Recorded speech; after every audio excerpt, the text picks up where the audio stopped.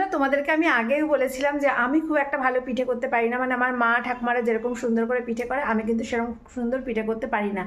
তবু ওই কাজ চালানোর মতো, ছেলে যেহেতু ঘরে আছে ও বায়না করছে মা একটুখানি পিঠে করো। তো দেখো আমি কি কি পিঠে করলাম, কালকে কিছুটা করেছি আর আজকে সন্ধ্যেবেলা কিছুটা করলাম। তো চলো আমি কি কি পিঠে করেছি অবশ্যই তোমাদেরকে দেখাবো। আর তোমরা কিন্তু দেখে বলো কেমন হয়েছে। জানি আমি খুব একটা ভালো পারি না, তবুও তোমাদেরকে বলছি কেমন হয়েছে জানিও। আর তোমরা সবাই ভালো থেকো, সুস্থ থেকো। আর আমি কিন্তু বাড়িতে ঠিক এইভাবেই থাকি, তোমরা কিন্তু কেউ কিচ্ছু মনে করো না। আমি কিন্তু একদম সাজগোজ করে বাড়িতে থাকি না। তো সবাই ভালো থেকো, সুস্থ থেকো, সবাইকে টাটা। আর কেমন হয়েছে অবশ্যই কিন্তু জানিও।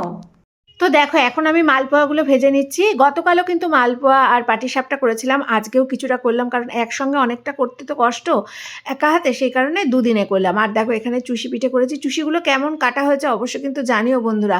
আর দেখো এই যে পুলি পিঠে করেছি, এগুলো কিন্তু আমি দুপুরবেলা করে রেখে দিয়েছিলাম। আর এখন শুধু আমি মালপোয়াগুলো ভাজছি। দেখো মালপোয়াগুলোও কিন্তু আমার ভাজা হয়ে গেছে।